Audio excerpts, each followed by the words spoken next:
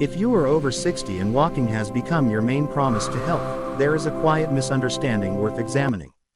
Walking is often presented as the ultimate solution for aging bodies, a simple answer to circulation, balance, and longevity.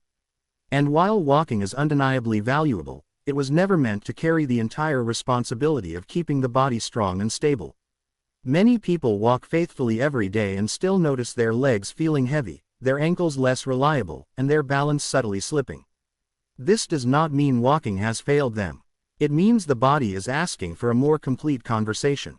The human body is layered, and movement that looks active on the surface does not always reach the deeper systems that matter most with age. Walking is rhythmic and repetitive, and over time it becomes efficient to the point of being automatic. Efficiency is useful, but it also means certain muscles stop being fully engaged.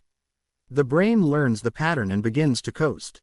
Deep muscles, especially in the lower legs, are designed to respond to slow, deliberate loading.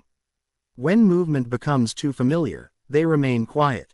This is especially true for the muscles that support circulation and balance near the ankles and calves.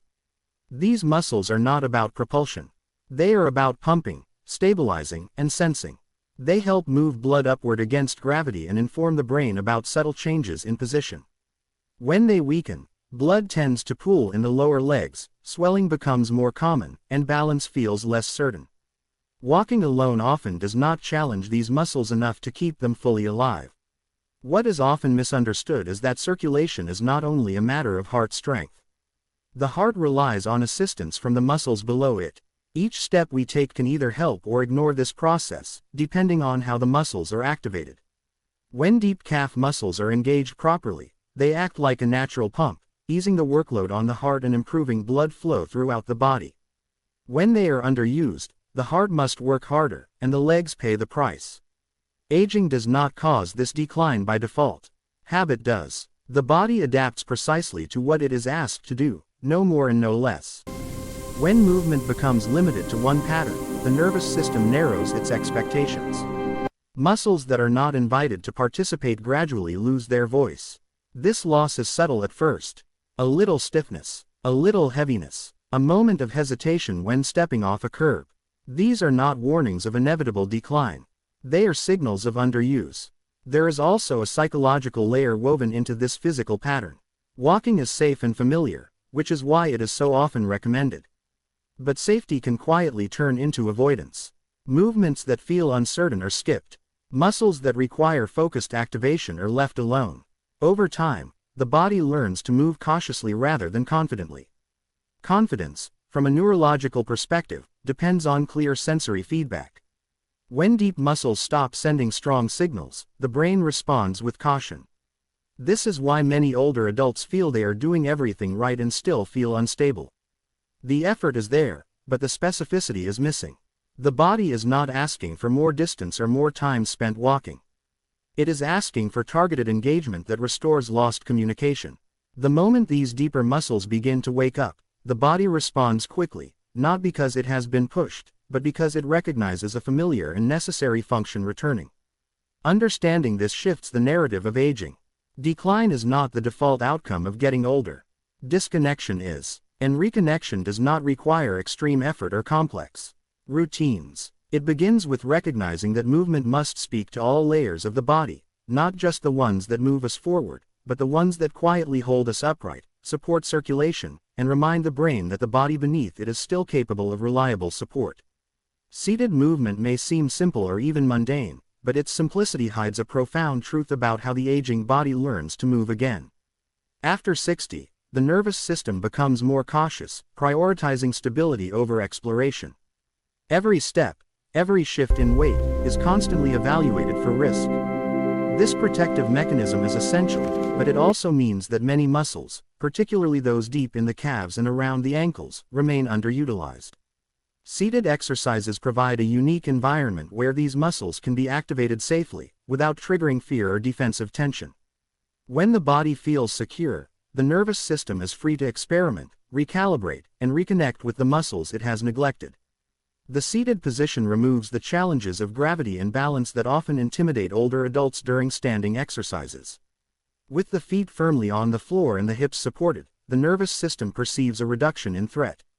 This is crucial because fear of falling or instability can cause muscles to tighten unnecessarily, preventing proper engagement.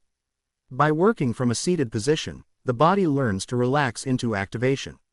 Muscles fire not in a reactive pattern, but in a controlled, intentional sequence.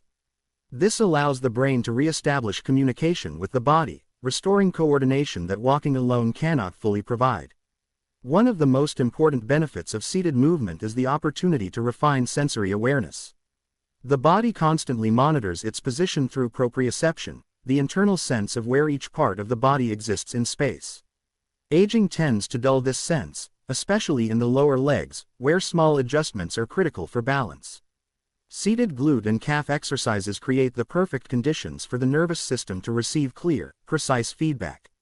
Each slow, deliberate contraction teaches the brain how the muscles feel when they are active and what signals correspond to stability and movement.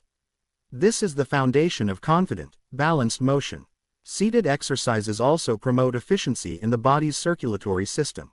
By activating deep muscles that are often ignored during walking, such as the soleus and other lower leg stabilizers, blood is pushed upward toward the heart more effectively. This reduces swelling, enhances oxygen delivery, and provides a subtle but significant boost to overall energy. Unlike walking, which moves the body through space without necessarily recruiting these deeper stabilizers, seated movements specifically target muscles that function as a second heart, quietly supporting circulation while also improving balance.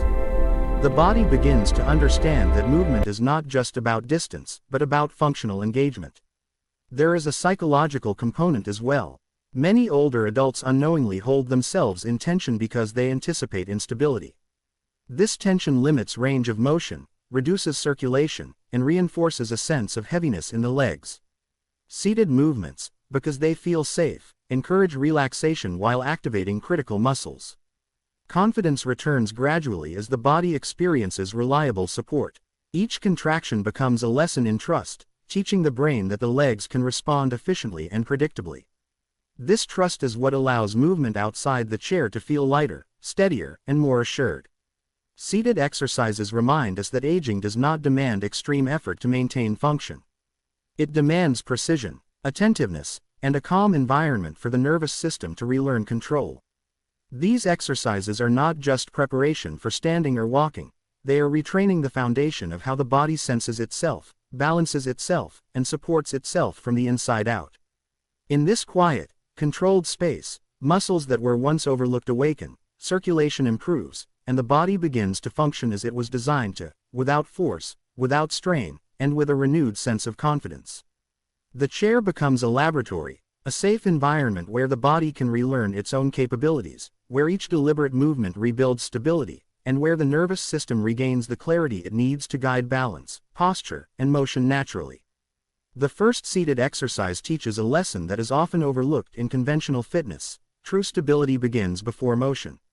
Many people assume that balance is something achieved through movement, through walking, stretching, or standing exercises.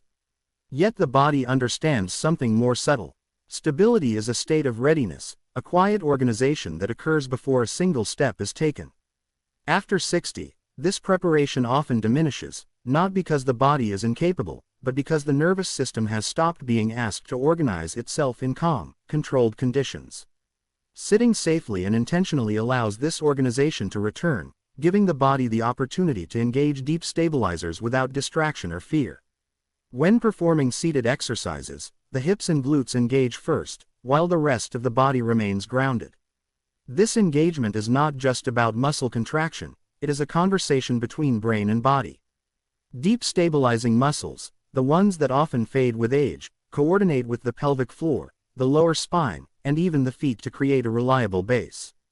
Neuroscientists describe this as anticipatory postural control, the body's ability to prepare for movement before movement occurs. In younger bodies, this happens automatically. With age, however, these patterns weaken unless they are intentionally reactivated. Seated exercises provide the exact conditions necessary for this reactivation. The benefit of this approach is both practical and profound. By recruiting stabilizing muscles before initiating motion, the body reduces unnecessary tension, preserves energy, and creates a sense of effortless coordination.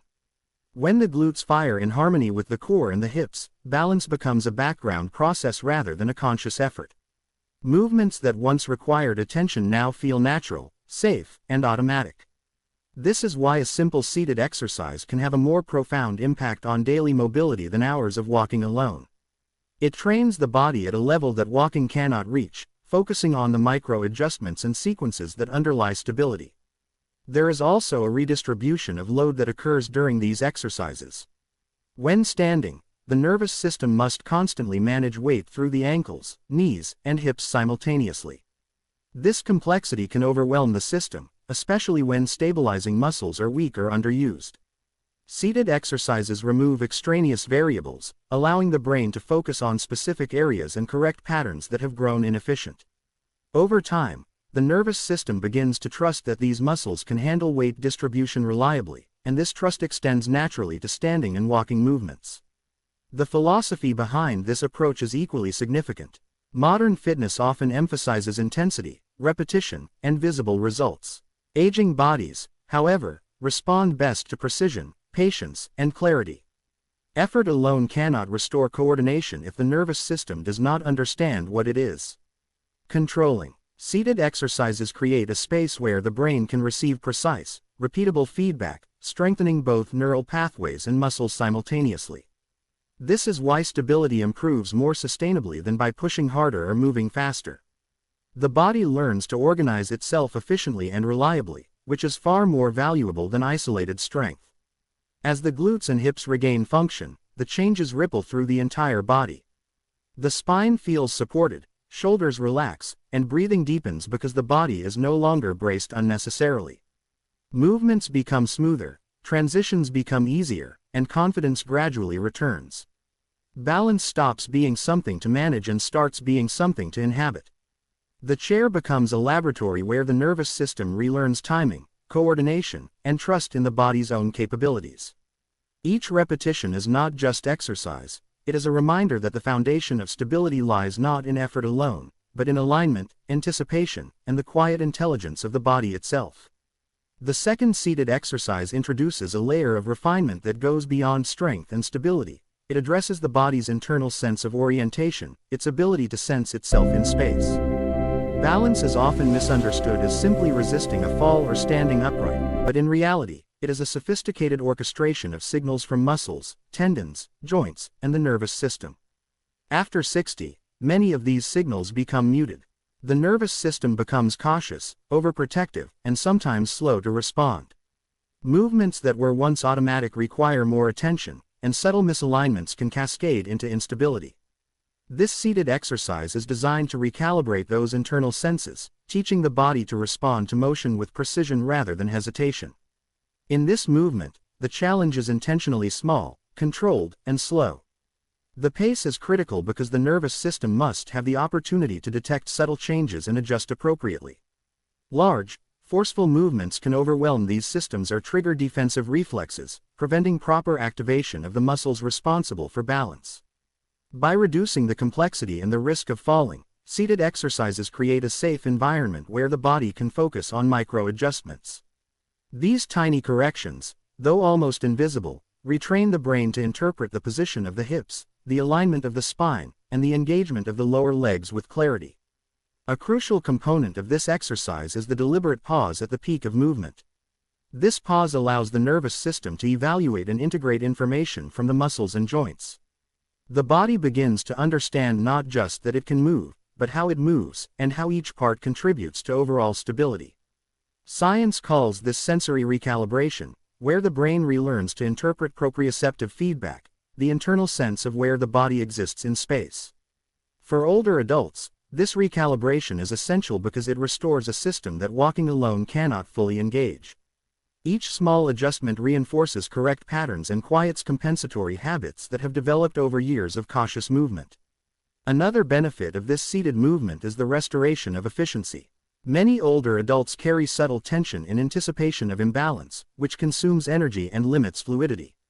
By training the body in a safe, controlled environment, the nervous system begins to allow muscles to fire in a coordinated, relaxed sequence. This coordination reduces unnecessary strain on joints and muscles, improves circulation, and allows the legs to feel lighter. Energy that was previously expended in guarding against instability is now available for controlled motion, enhancing overall movement quality. There is also a psychological dimension to this exercise. Fear of instability often causes hesitation, guarded postures, and a reluctance to move freely. The seated exercise addresses this by creating repeated experiences of safe, controlled success. Confidence builds not from pushing beyond limits, but from understanding that the body can respond reliably. This psychological reassurance is tightly linked to neurological function. When the brain trusts the feedback it receives from muscles and joints, movement becomes smoother, balance becomes more instinctive, and the body moves with a sense of calm authority rather than cautious restraint. Over time, the effects of this exercise extend beyond the chair. Standing becomes more stable because the nervous system has relearned to anticipate and correct micro-shifts before they accumulate. Walking feels lighter because the muscles of the lower legs and hips now participate fully in support and propulsion. Even subtle, everyday adjustments, turning, bending, or reaching, become safer and more coordinated. The body has effectively recalibrated its internal gyroscope, allowing older adults to move with confidence and ease. This is the hidden power of controlled, seated movement. It restores trust between brain and body, trains the nervous system to respond with precision, and makes stability something the body inhabits naturally rather than something it struggles to achieve. The final seated exercise brings the body to a level of integration that is subtle yet profound, where stability and confidence become inseparable. At this stage, the hips have begun to re-establish their role as primary stabilizers, the nervous system has recalibrated its signals, and the muscles of the lower legs and calves are reawakening. What this movement emphasizes is not resistance or brute strength, but rooted support. The body is encouraged to feel anchored from the ground up, to inhabit its own structure fully, and to experience motion as a dialogue between stability and flow rather than a struggle against gravity. This sense of groundedness transforms the way the body carries itself and perceives its own capabilities. When the hips and glutes engage fully in a controlled seated exercise, the effects ripple upward through the spine. Vertebrae align naturally, the shoulders relax, and tension held in anticipation of instability begins to dissolve. Breathing deepens as the torso becomes less burdened by defensive bracing, and the entire system enters a state of effortless support. The subtle activation of the lower limbs signals to the nervous system that the foundation is reliable, which reduces unnecessary muscle co-contraction and allows movement to feel light and coordinated. Stability emerges not from effort alone but from a nervous system that trusts the body's own architecture. This exercise also reshapes the perception of strength itself. True strength is no longer something applied externally or forcibly, it is something inhabited internally. Muscles do not merely contract. They communicate with the nervous system, with the joints, and with each other. The result is not dramatic motion but reliable function. Balance is not achieved by vigilance or constant correction, it is experienced as a quiet, constant readiness. Each small contraction within the seated position reinforces this internal reliability, training the body to respond predictably to minor perturbations without conscious thought. The body begins to move with a calm precision that is the hallmark of mature, efficient coordination. The psychological impact of this integration is equally important. Many older adults unconsciously limit their movement because they anticipate imbalance or failure. This anticipation creates tension and restricts mobility, which only reinforces the perception of fragility. By focusing on seated activation of the glutes and lower leg stabilizers, the body experiences repeated instances of dependable support. Confidence is rebuilt gradually and organically, not through reassurance or verbal encouragement, but through repeated physical evidence that the body can function reliably. This trust extends into standing and walking, making everyday activities feel lighter, safer, and more controlled. Circulation and proprioception continue to benefit from this final exercise. As deep muscles engage, blood is moved efficiently through the lower legs, reducing swelling and promoting a natural pumping action that assists the heart. At the same time, the brain receives continuous, precise information about joint position and muscular tension, reinforcing patterns of balance and stability. The nervous system learns that it can rely on the lower limbs to perform their role without unnecessary intervention, freeing energy and attention for other activities. Balance, once a conscious effort, becomes instinctive, a seamless collaboration between muscles, nerves, and mind. This seated exercise also demonstrates the principle that true mobility after 60 is not about pushing limits but about restoring communication. The body's most important systems, structural, circulatory, and neurological, work best when they are synchronized. By providing a controlled, safe environment for these systems to function together, the exercise teaches the body to respond to gravity, movement, and perturbation in a coordinated way. Small adjustments are no longer reactive, they are anticipatory and precise. Movements beyond the chair, whether stepping into a hallway or navigating uneven surfaces, are now supported by a foundation that is both strong and subtle. In practicing this final seated movement, the body begins to inhabit its own structure fully. Each contraction reinforces coordination, each pause restores proprioceptive clarity, and each repetition strengthens the quiet resilience that supports balance, posture, and confidence. Rootedness becomes habitual, and the body begins to operate with an ease that walking alone could never provide. Motion is no longer a challenge to be managed but a natural expression of a body that has relearned how to support itself efficiently, gracefully, and reliably. If you found these insights helpful and want to continue learning practical, science-backed strategies to stay healthy, strong, and vibrant as you age, don't forget to like this video, share it with friends and family who could benefit, and subscribe to our channel for daily senior wellness tips, nutrition guidance, and simple lifestyle hacks designed to enhance longevity and quality of life. Hit the notification bell so you never miss a new video that can help you live healthier, happier, and more empowered every day.